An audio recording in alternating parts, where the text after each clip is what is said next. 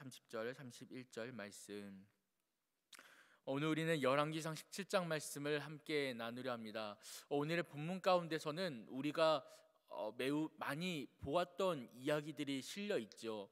엘리야라는 선지자가 하나님께 부름을 받는 모습과, 그리고 엘리야는 선지자가 하나님의 말씀을 통하여서 기적을 베푸는 이런 모습들, 사르밧과부와의 이야기들, 우리가 교회를 다닌다면 한 번쯤은 들어봤을 만한 이야기들, 그리고 하나님의 역사심이 얼마나 크신지, 채우심이 얼마나 위대하신지 우리가 들어봤을 만한 말씀들입니다.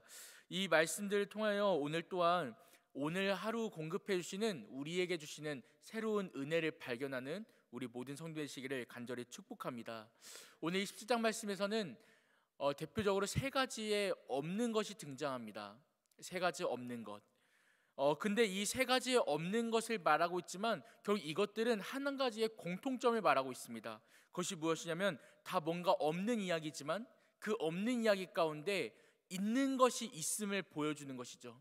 그러니까 없는 이야기, 없는 이야기, 없는 이야기, 세 가지의 없는 이야기가 계속 연달아 나오면서 그것들을 통하여서 결국은 하나님께서 무엇을 갖고 있는가를 보게 하시니, 그렇게 오늘의 등장인물들을 통하여서, 그리고 오늘의 말씀을 통하여서 우리의 시선과 우리의 시각을 바꾸어 주시는 은혜가 있는 것이 오늘 17장 말씀입니다. 그렇다면 오늘 말씀 속에서 없는 것이 무엇일까요? 없는 것. 첫 번째는, 오늘 말씀에서 없는 것 첫 번째는 물이었습니다. 물. 하나님의 말씀이 있기 전까지는 비도 이슬도 내리지 아니하리라 라는 하나님의 말씀을 통해서 모든 물이 점점 말라가는 것이 이 이스라엘의 이 땅의 현 상황이었죠. 두 번째 없는 것은 음식이었습니다. 물이 없어지자 점점 빈곤해지고 가난해진 사람들에게는 음식이 점점 떨어져 가기 시작했고요. 마지막 세 번째, 이게 더 중요한 내용인데, 마지막 세 번째 오늘 말씀 속에서 없는 것은 생명이었습니다. 물이 없었고 음식이 없었고, 그리고 세 번째로는 생명이 없었던 이때, 이러한 상황 가운데 하나님께서 엘리야 선지자를 통하여 있는 것을 보게 하시는 것, 그것이 바로 오늘 본문의 17장의 말씀인 것이죠. 그렇다면 이 하나하나씩 없는 것들 속에서 하나님께서 무엇을 말씀하고 싶었을까? 우리 세 가지 없는 것의 이야기를 하나씩 살펴보도록 하지요. 먼저 17장의 1절로 7절까지의 말씀 속에서 하나님께서는 비도 이슬도, 다시 말해 물이 없는 상황을 보여주십니다. 17장 1절 말씀 보니까 하나님께서 한 사람을 주목하시죠. 길르앗에 우거하는 자 중에 디셉 사람 엘리야가, 이 엘리야라는 사람을 선지자로 선택하여 세우셔서 아합에게 말하게 합니다. 어제 말씀을 통해 아마 모두 다 은혜 받으시면서 들으셨을 텐데, 이 아합 왕이라는 전대미문의, 전에도 없었고 후에도 없었던 가장 악한 왕이 등장합니다. 그리고 그 악한 왕 아합에게 엘리야를 통하여 말하게 하시죠. 내가 섬기는 이스라엘의 하나님 여호와께서 살아계심을 두고 맹세하노니 내 말이 없으면 수년 동안 비도 이슬도 있지 아니하리라 하니라. 내 말이 없으면 수년 동안 비도 이슬도 있지 아니하리라 라는 말씀을 선포하게 하십니다. 다음 장 18장 말씀을 보니까 결국에는 3년 동안 비가 내리지 않습니다. 3년 동안 온 땅이 메말라 가게 되는 것이죠. 하늘에서부터, 하나님께로부터 그러니까 물이 공급되지 아니하면 이 땅은 아무것도 없이 점점 말라간다는 것을 하나님께서는 말씀하고 싶으셨던 것 같습니다. 하나님께서 주시지 않는다면, 하나님께서 문을 닫으신다면, 하늘에서 주어지지 않는다면 이 땅의 것들은 점점 말라갈 수밖에 없다는 것, 오늘 하루도 그 하늘에서부터 오는, 하나님께로부터 오는 은혜로 살아가는 여러분 될 수 있기를 간절히 소망합니다. 그렇게 하나님의 말씀이 선포된 뒤에 여호와께서 엘리야에게만 다시 따로 한 번 더 말씀하십니다. 3절 보니까요, 너는 여기서 떠나 동쪽으로 가서 요단 앞 그릿 시냇가에 숨고 4절 그 시냇물을 마시라. 내가 까마귀들에게 명령하여 거기서 너를 먹이게 하리라 라 말씀하십니다. 다시 말해서 하나님께서 엘리야 선지자를 통하여서 아합 왕에게, 그리고 온 나라에게 이제부터 비가 내리지 않을 거야 라고 선포하게 하신 다음에 그 다음에 엘리야에게만 따로 말씀하시니 그리 시냇가로 가서 숨으라, 그리고 거기서 마시고 먹으라 라고 하시는 말씀입니다. 하나님께서는 하나님의 사람인 엘리야에게만큼은, 그 하나님의 사람만큼은 따로 마실 것과 먹을 것을 공급해 주고 계심을 오늘 말씀 통해 우리가 알 수 있다는 것이죠. 다시 말해 아합 왕과 그 온 나라, 이미 우상을 섬기고 바알과 아세라로 가득 찬 이 땅 가운데 하나님께서 그 땅에서는 그 땅 사람들에게는 비를 주시지 아니하시고 마실 것들을 끊으셨음에도 불구하고 하나님의 사람에게만큼은, 엘리야에게만큼은 마실 것을 주시고 숨을 곳을 주시고 먹을 것을 주시는 모습을 우리가 볼 수 있습니다. 하나님은요, 책임지시는 분이십니다. 하나님은 자신의 사람, 자신이 선택한 자만큼은 하나님께서는 그의 시작부터 끝까지 책임지시는 하나님이십니다. 그리하여 엘리야를 통하여서 그 악한 왕, 모든 선지자들을 마음껏 죽일 수도 있는 그 무서운 두려운 왕 앞에도 하나님께서 엘리야를 선택하여 가서 말씀을 선포하게 하시고, 뿐만 아니라 숨을 곳을 제공하시고, 그 안전이 보장되는 숨을 곳과 그리고 마실 것, 시냇가라는 마실 것이 있는 곳과 그리고 까마귀를 통하여 먹을 것까지 제공하는 하나님이심을 오늘 말씀을 통하여 보여주고 계시는 것이죠. 제가 부산에 와서 거주하기 시작할 때, 처음 부산에 왔을 때 정말 많이 들었던 말이 있습니다. 그게 뭐냐면, 우리 선생님들이나 그리고 우리 교회 성도님들께서 목사님, 부산 사람들이 말은 이렇게 해도, 제가 사투리는 따라하지 못하겠어요. 부산 사람들이 말은 이렇게 해도 부산 사람들은 의리가 있습니다. 의리가. 해서 한 번 친해지면은 끝까지 연락하고 끝까지 막 어떻게 도와주려고 노력하는 게 부산 사람이다 라는 게 제가 정말 많이 들었던 말입니다. 처음 왔을 때 조금 험해 보여도, 조금 막 좀 불편하고 막 그래 보여도 결국엔 부산은 사람 간의 의리로 살아간다라는 의미로 저는 이해했습니다. 저는 하나님의 말씀을 보다 보면은 참 부산스러운 모습들이 많이 보입니다. 뭐냐면 하나님께서는 본인의 사람에게만큼은 그 의리를 다하십니다. 끝까지 의리로 살아가십니다. 끝까지 의리로 책임지십니다. 오늘 말씀을 통하여 엘리야 선지자에게도요, 하나님께서 다른 사람들은 몰라도 그 엘리야만큼은 숨을 곳과 마실 것과 먹을 것까지 끝까지 제공하시는, 여러분, 그러므로 오늘 하루 가운데 우리가 아무것도 눈에 보이지 않는 캄캄한 하루일지라도 하나님만이 내 편이시라면, 하나님만이 내 안에 살아계신다면 여러분, 그분과의 의리로 살아가는, 이겨내는 오늘 하루 되시기를 간절히 축복합니다. 오늘 그 우리에게 의리를 지키시고 엘리야 선지자를 살리시고 마시게 하시고 먹이게 하신 하나님께서 오늘 나의 하나님이심을 기억하여 나에게도 공급하시는 분이시구나, 이것을 오늘 말씀을 통하여 반드시 기억할 수 있기를 소망합니다. 그렇게 엘리야 선지자를 책임지신 하나님께서, 그리고 엘리야 선지자를 마시게 하시고 먹이게 하신 하나님께서 이내 곧 이 시냇가까지 마를 때까지, 시냇가가 다 말라지는 그때까지 엘리야 선지자에게 그 자리에서 그리 시냇가에서 마시게 하고 먹이게 하십니다. 그러다가 7절 보니까 땅에 비가 내리지 아니하므로 얼마 후에 그 시내가 마르니라. 결국 이곳까지도 마르게 되는, 비가 내리지 않으니까 마르게 되는 일이 생기게 되죠. 그런 하나님께서 이 엘리야 선지자에게 다시 한번 말씀하십니다. 엘리야에게 갈 곳을 제안하셔요. 그 다음 9절 보니까요, 너는 일어나 시돈에 속한 사르밧으로 가서 거기 머물라 말씀하십니다. 여러분, 우리가 사르밧 과부에 대한 이야기를 많이 들어보셨을 텐데요.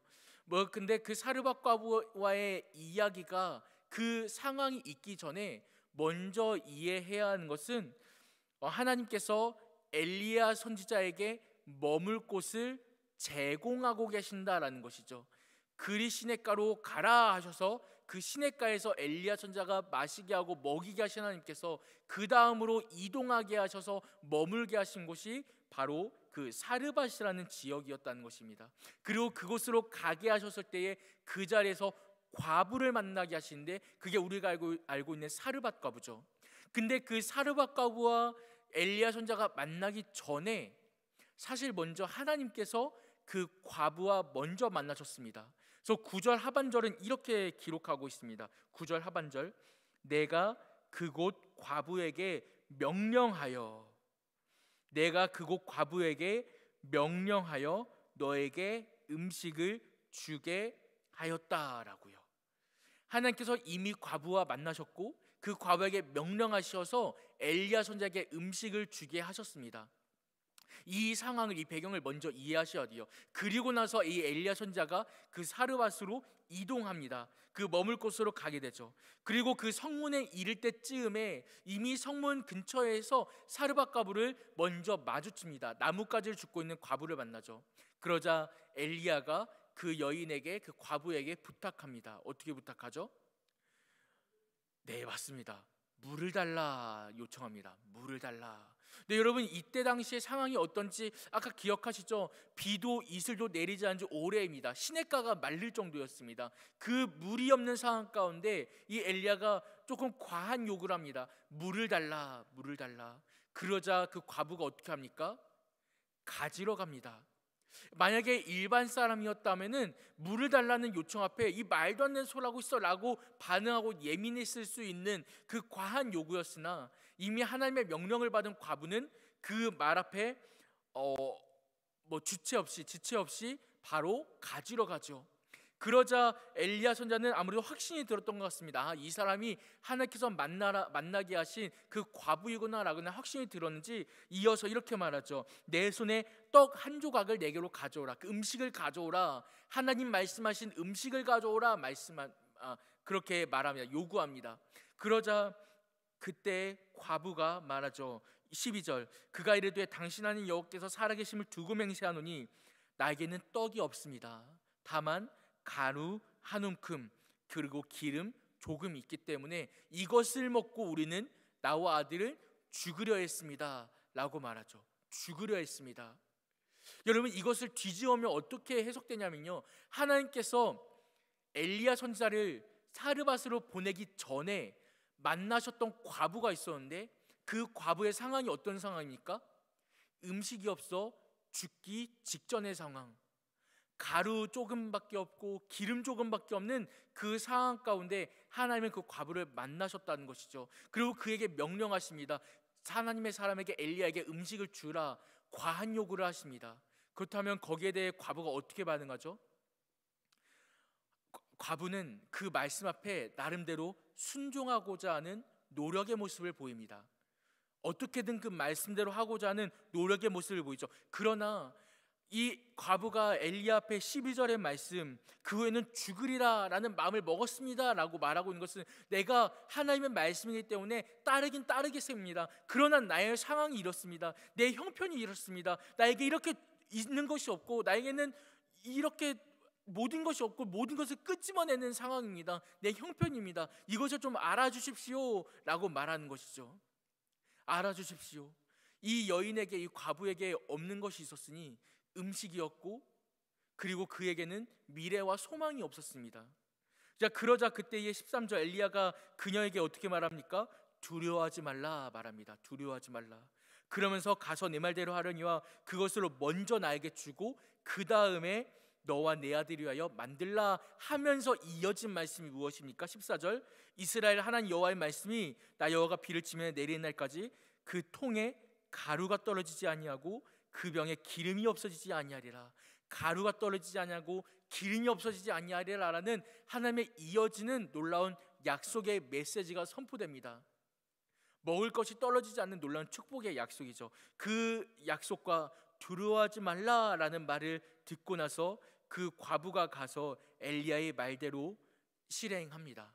그리고 정말 그 말씀대로 그녀의, 과부의 집에 이 병의 기름이, 그리고 그 통에 그 가루가 떨어지지 않는, 그리고 먹을 것이 떨어지지 않는 그런 축복을 받게 되지요. 이 과부의 집에는 없는 것이 있었습니다. 음식이었죠. 가루가 없었고 기름이 없었습니다. 다시 말해 먹을 것이 없었고, 먹을 것이 없다는 것은 그 과부의 집에 소망이 끊어졌다는 것이었습니다. 근데 이 집에 없는 것만 있습니까? 아니요, 여러분, 이 말씀을 우리가 다시 보아야 되는데 없는 것 가운데 하나님께서 있는 것을 보여주시니 그것은 바로 하나님의 말씀이었습니다.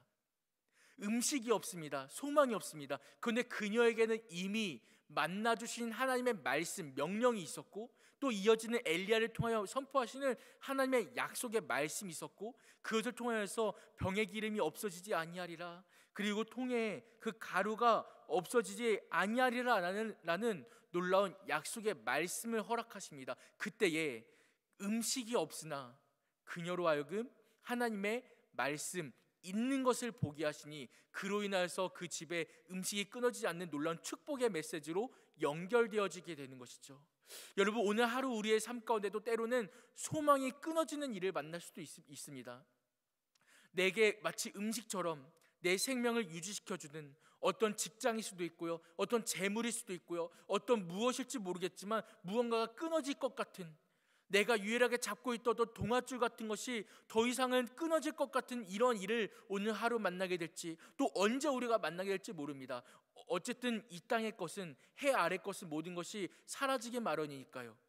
우리가 지금 붙잡고 있는 이 땅의 것이 언제 끊어질지 모르는 우리의 생명 가운데에, 그러나 우리가 그럼에도 불구하고 우리에게 있는 것을 보게 하시니 오늘도 선포되고 매 예배마다 선포되고 언제도 우리 손안에 선포되고 있는 하나님의 말씀이 내게 있음을, 우리에게 있음을 반드시 기억한 여러분 되기를 축복합니다. 하나님의 사람은요, 떡으로 살지 않습니다.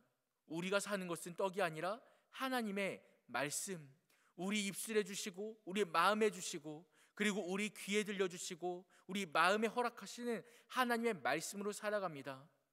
음식이 없는 것 같으나 그러나 그 없는 것 가운데 하나님은 이 사르밧 과부로 하여금 보게 하시는 것은, 하나님의 말씀은 여전히 있구나, 여전히 내게 있구나, 이것을 주께서 보게 하시는 것이죠. 그런데 이 말씀은 여기서 끝나지 않습니다. 엎친 데 덮친 격이라 하죠. 음식이 없었던 이 사르밧 과부의 집안에 이제 더한 문제가 발생합니다. 바로 생명이 없는 상황이 생기는데요. 이 무슨 일인가? 사르밧 과부의 아들이 있었는데 그 아들의 병세가 위중해지면서 결국 그 목숨이 끊어지는 일이 생깁니다. 그래서 이 사르밧 과부가 한탄하면서 너무 슬퍼하면서 18절을 보니까 이렇게 말하죠. 여인이 엘리야에게 이르되 하나님의 사람이여 당신이 나와 더불어 무슨 상관이 있기로 내 죄를 생각나게 하고 또 내 아들을 죽게 하려고 내게 오셨나이까 라고요. 이 여인은 매우 슬펐습니다. 이 아들이 죽었는데 이 죽음에 그 원망할 곳이 없고 한탄할 곳이 없으니까 엘리야 선지자에게 왜 나에게 오셨습니까? 라고 그에게라도 원망하고 그에게라도 울분을 토해내는 이런 모습, 이런 감정적인 변화를 볼 수 있죠. 그러자 엘리야 선지자가 그 아들을 달라하여 그 아들과 함께 그 아들을 품에 안고 함께 울면서 그 아들을 데리고 올라가서 결국 그 몸 위에 3번 몸을 펴서 주 앞에 간절히 간구하니 하나님께서 엘리야 선지자의 기도를 들으시고 결국 그 아들을 살리시는 이야기가 이어지는 17절에서 24절의 말씀이죠. 이 사르밧 과부에게 음식이 없었던 집에 하나님께서 음식을 허락하시고 소망을 주시더니 갑자기 이번에는 더 중요한, 더 소중한 아들의 생명을 거두어 가십니다. 아니 이게 무슨 일이죠? 하나님 어떻게 이렇게 잔인한 일을 벌이십니까? 그런데 그 생명이 끊어진 것 같은 상황 가운데, 생명이 끊어진 것 같은 그 모습 가운데서 하나님께서 다시 한번 없는 것 가운데 있는 것을 보게 하시니, 생명이 없는 그 상황 가운데 생명의 주인 되신 하나님께서 살아계심을 다시 한번 보게 하십니다. 여러분, 오늘 말씀 가운데 똑같은 흐름으로 가고 있다는 것을 아마 이제쯤 발견하셨을 텐데요. 처음에는 오늘 17장 말씀의 초반에는 비와 이슬이 끊어져서 물이 없는 상황을 보이십니다. 물이 없는 상황. 그런데 물은 없을지라도 그 가운데 하나님께서 엘리야를 책임지시는, 하나님의 사람만큼을 끝까지 책임지시는 그 하나님이 여전히 살아계심을 1절에서 7절에서 보여주십니다.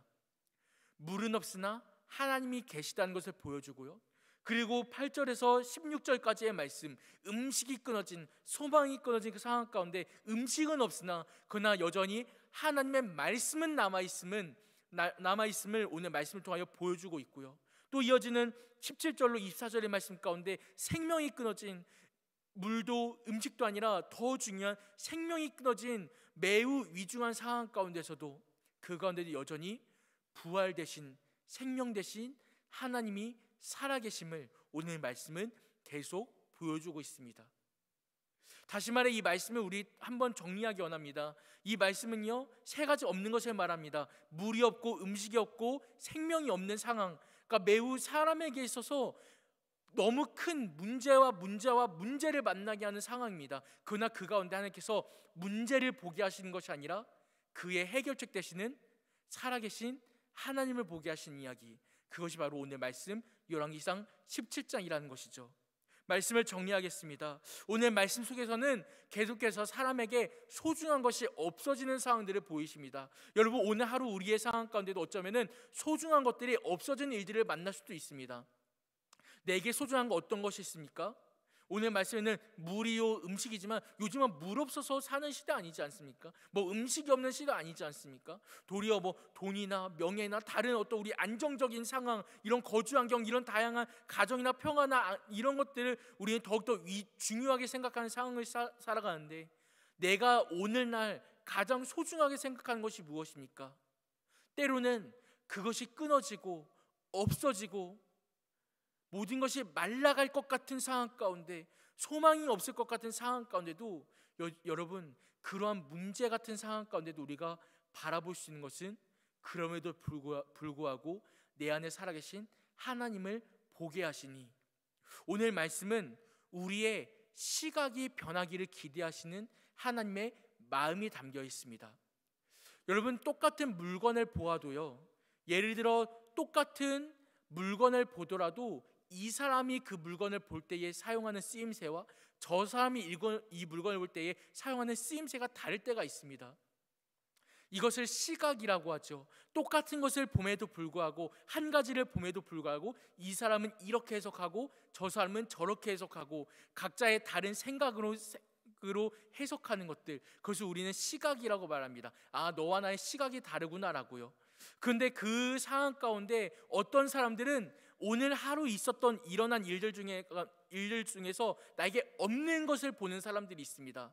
아, 나는 오늘 하루 이게 없었고 돈이 없었고 뭐가 없었고 아, 나는 그래서 아무것도 없는 하루 살았어. 근데 그럼에도 하나님의 사람들은 그들과는 다른 시각으로 오늘 하루 해석합니다. 어떻게 해석합니까? 그 속에서 여전히 나에게 있는 것을 보게 하십니다. 그럼에도 불구하고 하나님이 나와 함께 하셨구나. 아, 그럼에도 불구하고 하나님은 나를 인도하셨구나. 아, 그럼에도 불구하고 하나님은 나를 지키셨구나. 아, 그럼에도 불구하고 하나님은 내게 이런 은혜를 주셨구나. 그리고 그것을 통하여 오늘 하루를 감사하게 하십니다. 하나님께서는 하나님의 사람들을 그 하루를 인도하실 때에 그 하루를 살아가고 그 하루를 해석하고 생각하는 우리의 시각을 하나님을 믿지 않는 사람과 다르게 보이기를 원하시고 기대하고 계십니다. 그렇게 오늘 하루 속에서 우리를 계속해서 하나님을 보게 하시고 그럼에도 있는 것을 보게 하신다는 것이죠. 그렇게 우리가 발견하게 되는 것은, 아, 내가 오늘 하루도 수많은 문제 속에 살았지만 하나님은 계속 나에게 피할 길을 내주셨구나, 갈 길을 내주셨구나, 머물 곳을 내어주셨구나 라는 것입니다. 문제들 속에서 우리에게 있는 것을 보게 하시고, 문제들 속에서 문제만 보는 것이 아니라 그 문제보다 크신 하나님을 보게 하시니, 결국에는 아, 여전히 내 안에 살아계신 나의 주님, 그 주님이 살아계심이라, 그런 것을 우리로 하여금 기억하게 하시는 것이죠. 그리하여 오늘 하루 가운데 우리 사랑하는 성도님들, 나에게 없는 것을 보기 전에, 나에게 없었던 것을 보기 전에 오늘 하루를 마무리하실 때에, 그러면서 내 안에 살아계신 하나님이 함께 계셨음을, 그러면서 나에게 있는 것이 있었음을, 그리하여 주 앞에 감사할 수 있는 오늘 하루 되는 우리 모든 성도 되시길 간절히 축복합니다. 말씀을 마치겠습니다. 오늘은 수없는 여러 가지 문제들이 나왔죠. 세 가지 큰 문제들이 있었습니다. 결국 생명이 없는, 소망이 끊어지는 일까지 일어났습니다. 그러나 그 가운데 하나님은 문제만 보게 하시는 것이 아니라 그 안에서 인도하시는 하나님을 보게 하십니다. 오늘 하루를 살아갈 때에도 여러 가지 문제 가운데 문제를 보기를 넘어서 하나님을 보고 나를 인도하시는 주님을 의지하는 우리 모든 성도 되시기를 간절히 축복합니다. 기도하겠습니다. 살아계신 하나님, 감사합니다. 오늘 하루의 다양한 일들 가운데서 우리의 모든 시각과 우리의 모든 마음을 주여 인도하여 주시어서 내 안에 살아계신 주님을 의지하게 하시고 내 안에 살아계신 주님을 보게 하셔서 오늘 하루를 마무리할 때에, 오늘 하루를 마칠 때에 오늘도 주의 은혜로 살아갔구나, 오늘도 주님 앞에 감사하는구나 라는 것을 우리가 다시 한번 생각하는 우리 모든 성도님 될 수 있도록 주여 인도하여 주시옵소서. 주 앞에 말씀으로 하루를 시작합니다.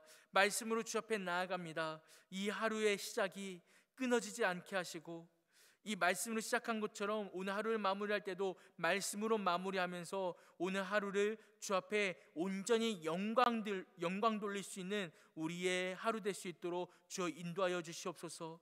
주님 앞에 온전한 예물 올려드리는 성도님들이 있습니다. 주 앞에 예물로 드리고 시간으로 드리고 또 몸으로 예물을 드립니다. 하나님, 주 앞에 드리는 모든 손길과 마음들 주여 흠양하여 주시옵고 모든 기도의 제목들이 주께 연합되어서 주님께서 부으시는 놀라운 응답하심과 주께서 체험케 하시는 놀라운 역사를 우리가 보는 오늘 하루 될 수 있도록 함께하여 주시옵소서.